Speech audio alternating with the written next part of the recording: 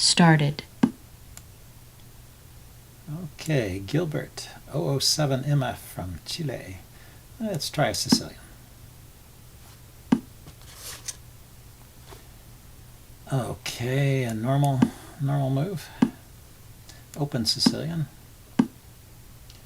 And yeah, I'm going to play the main move here. And I'm going to go back to playing the classical. I played a couple of dragon variations recently. This is the classical Sicilian with the 2 knights coming out. Now he's played the bishop here, which indicates he's going to castle kingside usually. So let's go ahead with this setup, the g6, since I don't have to worry so much about the pawn storm.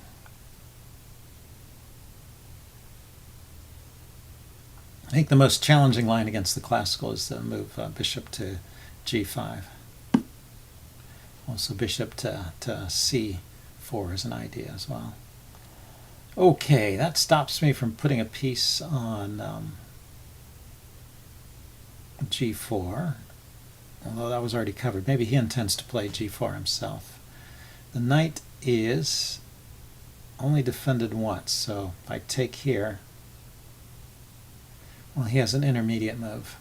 So I could take the pawn. If he takes back, then I win the knight.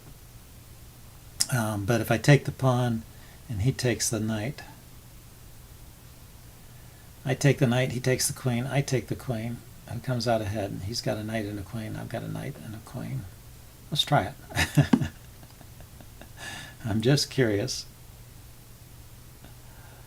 And, well, I already spent some time calculating it. I don't want to waste all my time calculating it.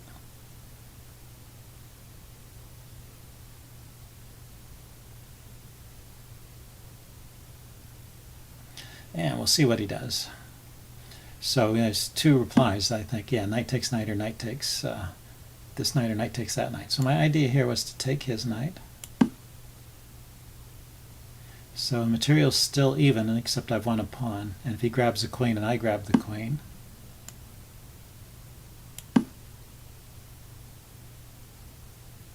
this is about as far as I calculated. Now if he has some great move here, I could be in trouble, but I don't see it. He can go to the light squares. Yeah, so he can grab a pawn. Maybe that's good enough. So I don't want to take the pawn on f7, so I want to follow his lead here. I could consider castling Server here. announcement. Let's see. If I take this pawn, he's going to take my rook. So I either need to take the knight or move the rook. And then where is the knight going from there? He could go to, yeah, the knight's not trapped, but if he takes my knight, I'll take his knight. And we will get, actually, so I didn't win any material here, but I'll get my knight back. Unless he plays knight takes, he could try knight takes d6 there, couldn't he? Winning another pawn, but then I can grab a pawn. He grabs the bishop. Yeah, so I can't, need to take back. And how's it going to be? 1, 2, 3 against 2. He's actually won a pawn. Okay, so I guess I should have taken his knight when it was there. Let's see. So if I grab another pawn, he can grab my bishop and then win my knight. So that loses. If I grab this pawn, he once again grabs the bishop and then grabs my knight. So I have to either save my knight. The knight has no save square, so I have to take it. Okay. I guess that was an incorrect tactic. So he can take here with the bishop or with the rook. Maybe with the rook is better because it hits my d-pawn. Yep. And how do I defend it? I can defend with the bishop. You can play f4, takes, and grab the e-pawn. It's kind of a trade. I can develop my bishop with a threat on his c-pawn, so takes. And at least I've activated a piece. I've also got pressure on the b-pawn, so even though I'm down a pawn, it's not all hopeless.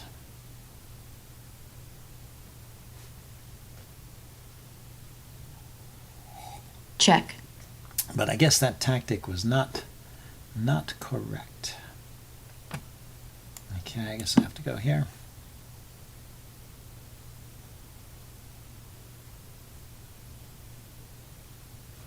Maybe some pressure on f2. I guess I would have to put my rook on the d file though. Okay, he just goes back to chase my bishop. So where do I want to put it?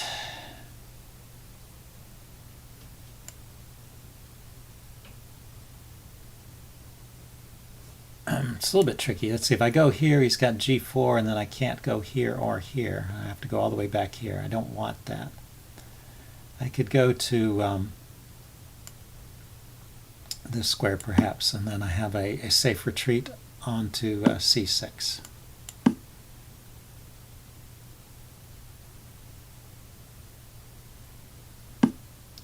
And okay, and he defends the b pawn, so this bishop will be free to move eventually, but not yet. So maybe I should put a rook on the c file, kind of vaguely threaten his bishop.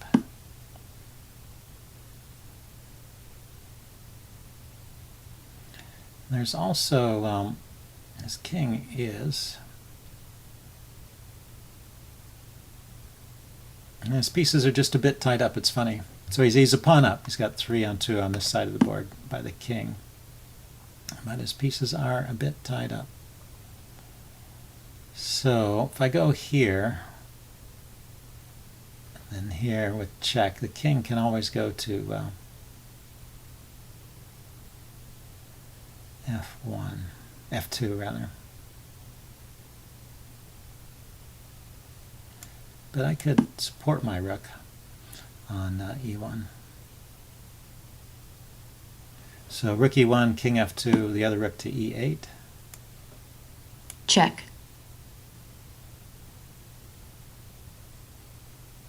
He went that way. Now, maybe I want to support the rook anyway because of I want to be able to get this bishop into the game. How about bishop here, check. Where's the king go?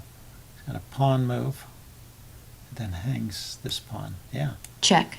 I was thinking about the check here because I was expecting his king to stay on this diagonal, and this check was guarded by his rook. But this check was not guarded. Okay. Yeah, you see the problem now with white's tangled pieces, the rook in front of the bishop. This rook blocked in by the bishop, and my pieces are roaming free, so I have an advantage. So he's giving away the exchange here just to try and get out of trouble. I guess there was a mate threat there he had to deal with. So do I have anything better than taking the rook?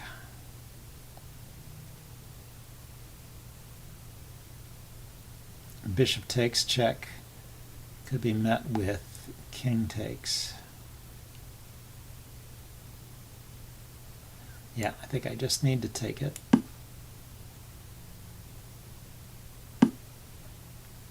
And then check here, and king goes to the back rank. Check here. I think this is kind of mating. So check here. If the king goes to h1, then rook f1 is mate. If the king goes to g1, then I have bishop check here. And then rook there, mate. White resigns. Cool. Well, that was a fun game. So I'm going to upload this and see you guys later. Do a postmortem as usual. Bye.